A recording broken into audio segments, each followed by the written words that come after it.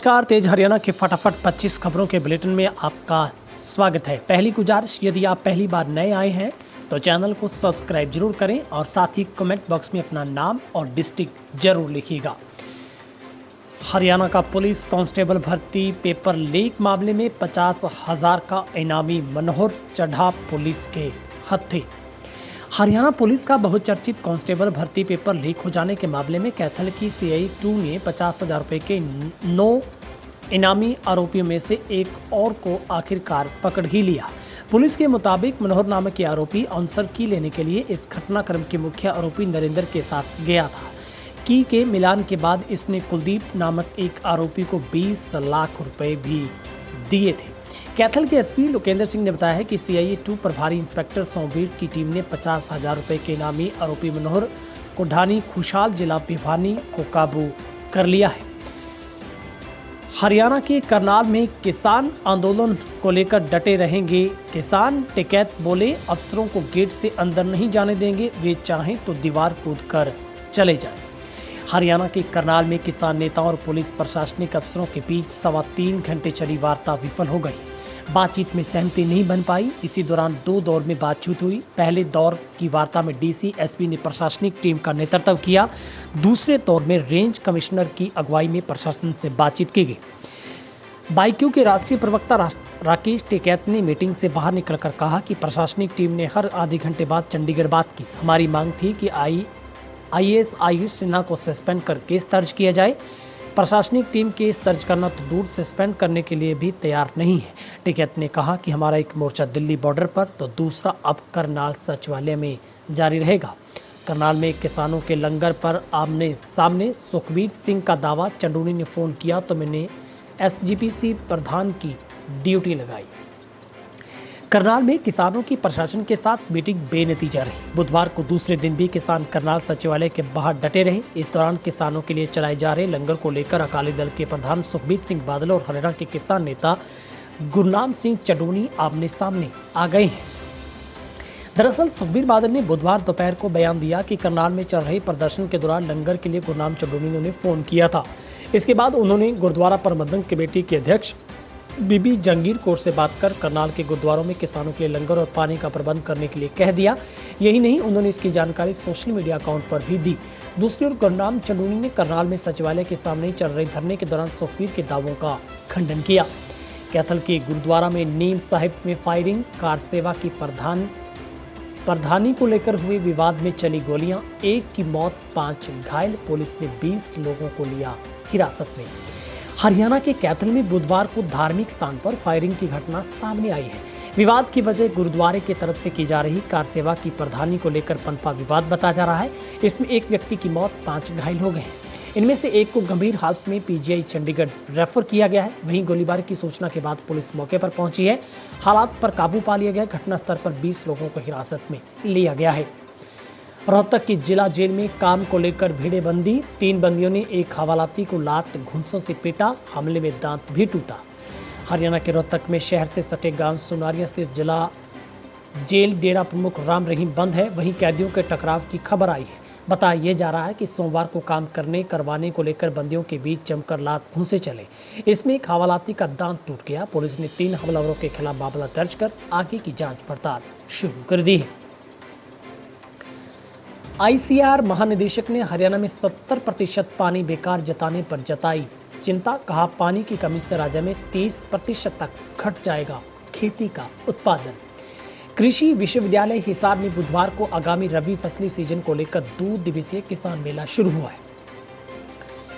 ICAR के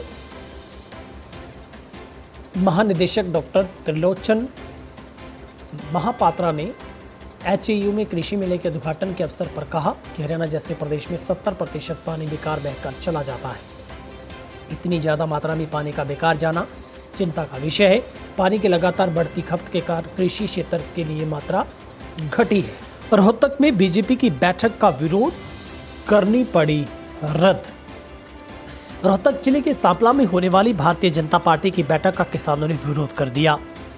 दोपहर बाद अनेक किसान हाथों में काले झंडे लेकर बैठक स्थल की ओर चल दिए, जिनको रोकने के लिए पुलिस ने बैरिकेडिंग भी की। किसानों के विरोध को देखते हुए मौके पर भारी संख्या में पुलिस बल तैनात किया गया। पुलिस ने किसानों को समझाने का प्रयास किया, लेकिन विरोध जारी रखा, जिसके चलते यहां होने वाली बैठक रद्द करनी पड़ी। कार्यकर्ता रोहतक के लिए रवाना हो गए। सांपला में होने वाली बैठक में बीजेपी सांसद नायब सैनिक को आना था। झज्जर में केएमपी हाईवे से नीचे गिरा ट्रक, चालक की मौके पर मौत। हरियाणा के झज्जर जिले में बादली के रास्ते में पड़ने वाले केएमपी पर एक ट्रक संतुलन बिगड़ने से नीचे गिरा। हादसे में चालक की मौके पर मौत होगी, जबकि परिचालक गंभीर रूप से घायल हो गया। हादसे में घायल युवक को गंभीर हालत में रोहतक पीजीआई रेफर किया गया है। हरियाणा से चोरी कर यूपी में रखता था बाइक। पानीपत पुलिस ने चोरी की 14 बाइकें की बरामद।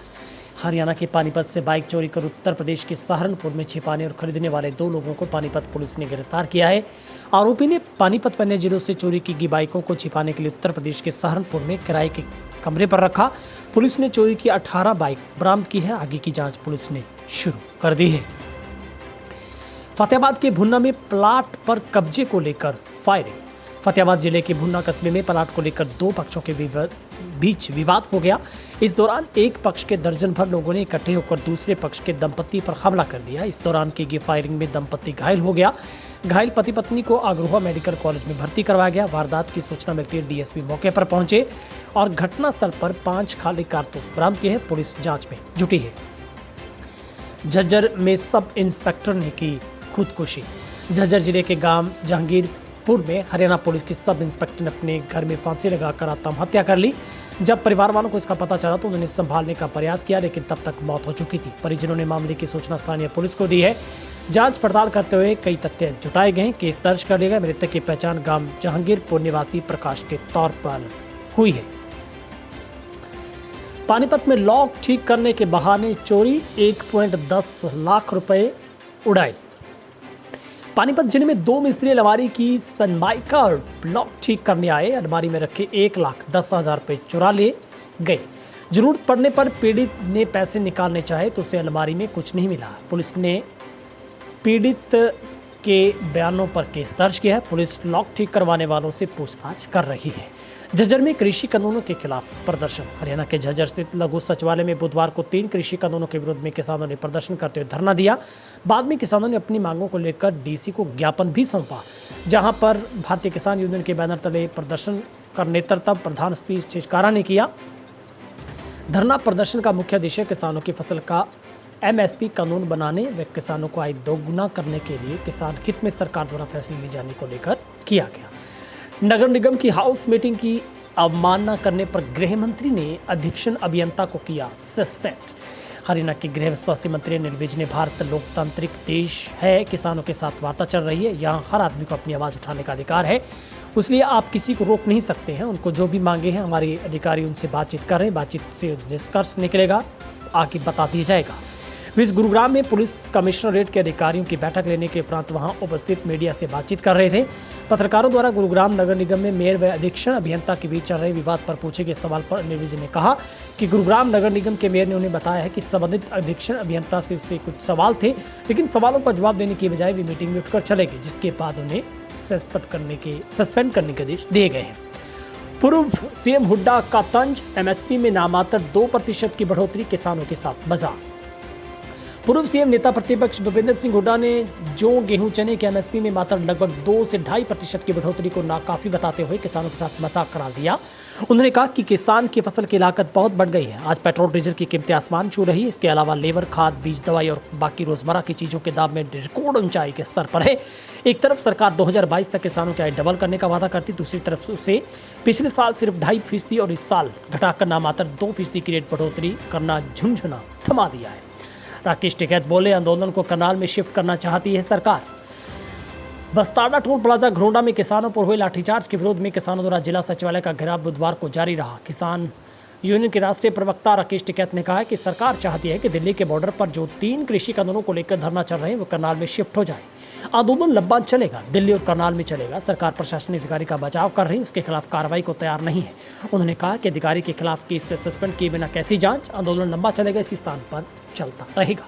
किसानों को खाद के साथ दवा न थोपे दुकानदार, कृषि मंत्री का बयान। हरियाणा के कृषि मंत्री जेपी दलाल ने कहा है कि सरकार की प्राथमिकता प्रदेश के किसानों को समय पर खाद उपलब्ध करवाना, पिछले वर्ष की तुलना में से इस बार अधिक खाद का भंडारण करने की है ताकि आगामी फसलों के लिए किसानों को खाद की समस्या न हो। कृषि विभाग के अधिकारियों के साथ बैठक के दौरान उन्होंने कहा कि आगामी गेहूं, सरसों, आलू की फसलों को ध्यान में रखते हुए आवश्यक वस्तुओं की व्यवस्था की जाए। प्रदेश में किसी भी प्रकार की खाद की कोई कमी नहीं होनी चाहिए। इस बार 8वीं कक्षा में बोर्ड परीक्षा, हरियाणा विद्यालय शिक्षा बोर्ड लेगा परीक्षाएं। बुधवार को हरियाणा विद्यालय शिक्षा बोर्ड द्वारा 53वें वार्षिक दिवस पर आयोजित अमृत महोत्सव का board chairman doctor Jagveer Singh ने कहा कि इस बार हरियाणा विद्यालय शिक्षा बोर्ड 8वीं की परीक्षा लेने जा रहा है। शिक्षा बोर्ड 15 दिन में सभी परीक्षा के आयोजन की तैयारियां पूरी कर लेगा। जब तक ये परीक्षा स्कूल स्तर पर होती थी, यहाँ तक कि 8वीं तक का कोई बच्चा फेल नहीं किया जाता था। इस बार बोर्ड परीक्षा 8वीं कक्षा की परीक्षा लेगा। स्वामित्व योजना में अब हर रोज 1000 से 1200 रजिस्ट्री करवानी होगी, नहीं तो गिरेगी गाज। रोहतक डीसी के आदेश ने विकास, पंचायत और जिला राजस्व विभाग की सांसें ऊपर नीचे कर दी है। एक खत में उपायुक्त ने स्वामित्व योजना को लेकर नाराजगी जाहिर की है। उन्होंने कहा कि जिले में इस योजना का काफी धीमा कार्य चल रहा है, जबकि सरकार ने तय समय में इसी स्कीम पूरी करवाने को कहा है। पत्र में दिए निर्देश के मुताबिक प्रत्येक खंड विकास अधिकारी हर सप्ताह 1000 से 1200 रजिस्ट्री करवाएंगे। अब ऑनलाइन बनेंगे दिव्यांगजनों के प्रमाण पत्र, नहीं काटने पड़ेंगे कार्यालयों के चक्कर। दिव्यांगजनों को प्रमाण पत्र बनवाने के लिए अब कार्यालयों के चक्कर नहीं काटने पड़ेंगे। सरकार इनकी समस्याओं को ध्यान में रखते हुए अब दिव्यांगजनों के प्रमाण पत्र ऑनलाइन बनवाने के आदेश दिए हैं। अब दिव्यांगता का प्रमाण पत्र बनवाने के लिए कोई भी व्यक्ति किसी भी अटल सेवा केंद्र, नागरिक हॉस्पिटल से अपना ऑनलाइन फॉर्म आवेदन कर सकेगा। ऑनलाइन आवेदन के आधार पर ही उसकी सभी प्रकार की दस्तावेजों की जाँच करते हुए संबंधित विभाग द्वारा से दिव्यांगता का प्रमाण पत्र जारी कर दिया जाएगा। ऑनलाइन होने से जहाँ प्रमाण पत्र कंप्यूटराइज होगा, वहीं इसमें किसी भी प्रकार की छेड़छाड़ नहीं की जा सकेगी।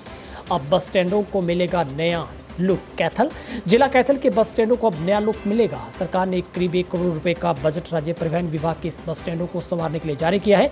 रोडवेज महाप्रबंधक के निर्देश पर इस योजना को तहत जमीनी स्तर पर उतारने का सिलसिला तेज कर दिया गया है।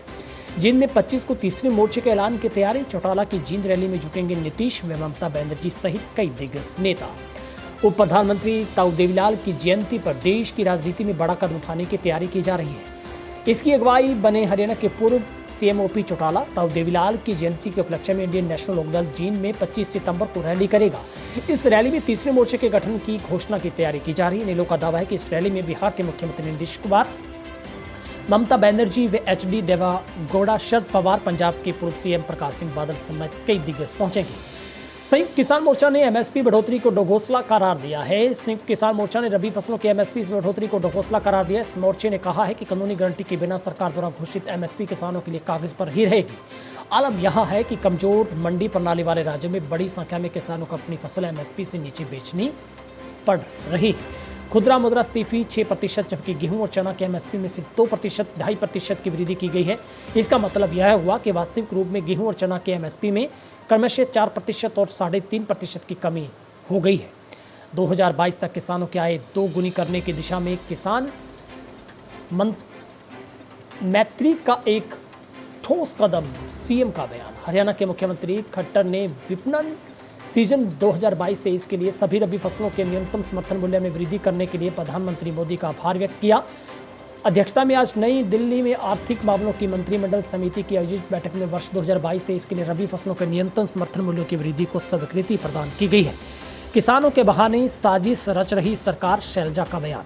कांग्रेस के राज्य अध्यक्ष कुमारी शैलजा ने आरोप जड़ा है कि हरियाणा में बीजेपी सरकार किसान आंदोलन के बहाने साजिश रच रही है। इस साजिश के तहत सरकार अपनी नाकामियों को छुपाने का प्रयास कर रही है। जिस प्रकार केंद्र में प्रधानमंत्री मोदी अपनी नाकामियों को छुपाने के लिए पूर्व प्रधानमंत्री जवाहरलाल नेहरू को हर बात का जिम्मेवार ठहरा देते हैं, ऐसे ही हरियाणा में सरकार किसानों को भड़काकर तनाव की स्थिति पैदा कर रही है।